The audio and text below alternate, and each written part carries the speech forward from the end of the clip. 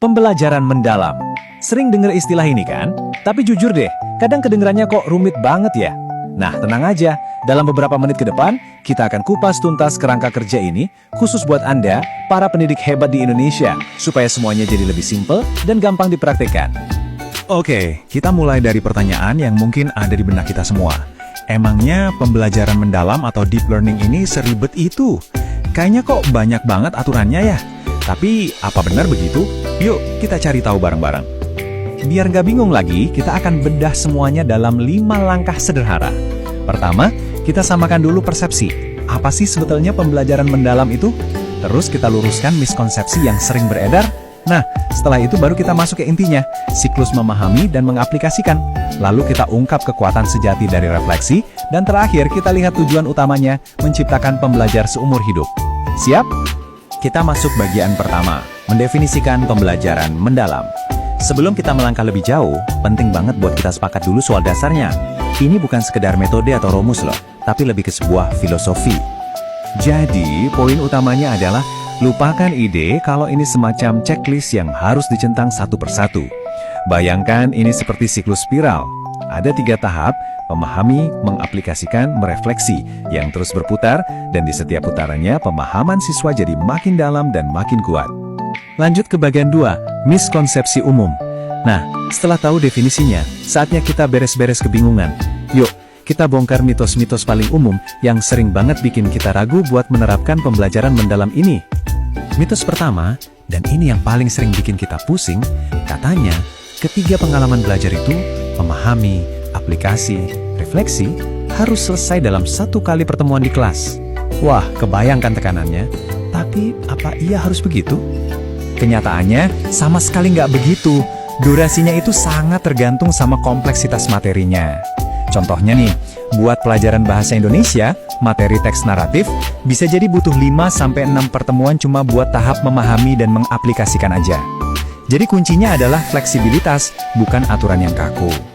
Mitos kedua, pembelajaran yang menggembirakan, itu artinya harus banyak icebreaker, permainan, atau nyanyi-nyanyi. Kita sering banget nih salah kaprah, menyamakan hiburan dengan keterlibatan belajar yang sesungguhnya. Jadi, apa sih makna gembira dalam konteks ini? Gini, kegembiraan yang paling hakiki buat seorang siswa itu bukan datang dari seru-seruan sesaat, tapi dari momen aha, waktu mereka berhasil memecahkan masalah yang sulit. Dari perasaan bangga dan dihargai setelah menaklukkan sebuah tantangan. Nah, itulah kegembiraan yang sebenarnya. Lanjut, mitos ketiga, pembelajaran permukaan. Kayak menghafal fakta, itu harus dihindari dalam pembelajaran mendalam. Seolah-olah, kita harus langsung loncat ke konsep-konsep yang rumit. Tapi apa benar cara kerja otak kita seperti itu? Tentu saja tidak. Kita nggak bisa membangun rumah yang kokoh tanpa fondasi kan? Nah, pembelajaran permukaan, kayak menghafal rumus, tahu definisi, kenal istilah, itu adalah fondasinya. Justru fondasi inilah yang mutlak diperlukan supaya siswa bisa membangun pemahaman yang lebih dalam dan lebih kompleks nantinya. Oke, masuk bagian ketiga, siklus memahami dan aplikasi. Mitos-mitosnya udah kita singkirkan, sekarang yuk kita fokus ke inti dari pembelajaran mendalam dan lihat gimana sih siklus ini benar-benar bisa membangun kompetensi siswa di dalam kelas. Ingat ya, jantung dari semuanya itu cuma 3 tahap yang saling nyambung dan terus berputar ini. Memahami, lalu mengaplikasikan, dan diakhiri dengan merefleksi. Sekarang, kita akan bedah satu persatu, mulai dari tahap memahami. Di tahap memahami, tujuannya adalah menghubungkan konsep dengan dunia nyata siswa. Contohnya, gampang. Di SD, siswa bisa baca dongeng, terus diskusi soal sifat jujur tokohnya dan akibatnya apa. Naik ke SMP, mereka bisa nonton berita soal cuaca ekstrim dan dampaknya ke nelayan. Kalau di SMA, bisa lebih kompleks lagi, misalnya menganalisis data kemiskinan dan program makan siang gratis. Relevan kan di setiap jenjang?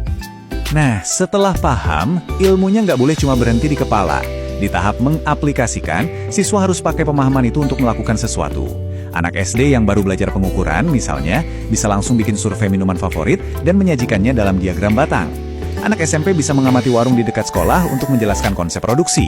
Kerennya lagi, anak SMA bisa sampai wawancara pengelola kantin buat analisis biaya produksi. Pengetahuan jadi aksi nyata. Bagian keempat, kekuatan sejati dari refleksi. Nah, ini dia. Tahap ketiga ini, refleksi, sering banget dianggap cuma sekedar formalitas di akhir pelajaran. Padahal, Disinilah keajaiban sesungguhnya terjadi. Ini jauh lebih dalam daripada sekedar nanya, hari ini belajar apa? Penting banget buat kita membedakan dua jenis refleksi ini. Ada refleksi singkat di akhir pelajaran yang cuma menjawab apa yang aku pelajari. Tapi ada juga refleksi di akhir siklus, atau merefleksi yang tujuannya jauh lebih dalam. Di sini siswa diajak mikir, gimana ya cara aku menerapkan ilmu ini di situasi lain yang lebih menantang. Refleksi yang efektif itu seperti menaiki tangga, mulai dari level deskriptif, aku belajar apa, naik ke interpretatif, kenapa ini penting, terus ke analitis, aku jadi tahu apa tentang diriku sebagai pembelajar, sampai ke level kritis dan transformatif, apa yang akan aku ubah dari cara belajarku. Inilah proses yang mengubah siswa. Dan kita sampai di bagian terakhir, menciptakan pembelajar sejati. Jadi, buat apa sih kita repot-repot melakukan semua siklus dan refleksi ini? Semuanya mengerucut pada satu tujuan akhir yang sangat-sangat penting, yaitu regulasi diri. Apa itu regulasi diri? Sederhananya, inilah kemampuan siswa untuk jadi manajer bagi proses belajarnya sendiri. Mereka bisa mengontrol pikiran, emosi, dan perilakunya secara mandiri untuk mencapai tujuan. Inilah kunci untuk menjadi pembelajar seumur hidup yang termotivasi dan efektif. Kalau siswa sudah punya kemampuan-kemampuan ini, bisa memotivasi diri, mengevaluasi kemajuannya sendiri, berpikir strategis, sadar cara dia berpikir, dan mengatur emosinya. Wah, mereka bukan cuma siap untuk lulus ujian di kelas Anda, tapi mereka siap untuk menghadapi tantangan apapun dalam hidup. Ini nih contoh nyata yang luar biasa dari refleksi seorang siswa SMA. Coba dengarkan. Dia bilang, setelah wawancara sama pemilik warung ayam, dia sadar betapa pentingnya biaya produksi, dan dia merasa ekonomi itu dekat banget sama kehidupan nyata. Dan puncaknya, dia bilang, saya ingin lebih memahami cara melakukan analisis biaya. Ini bukan kita yang suruh, tapi muncul dari dalam dirinya sendiri. Keren banget kan? Jadi, kesimpulannya, pembelajaran mendalam itu bukan tujuan akhir yang kaku, tapi lebih seperti sebuah perjalanan untuk memberdayakan siswa kita. Nah, pertanyaannya sekarang untuk Anda, dari semua yang kita bahas, apa satu perubahan kecil yang akan Anda coba terapkan di kelas Anda besok? Selamat mencoba dan teruslah menginspirasi.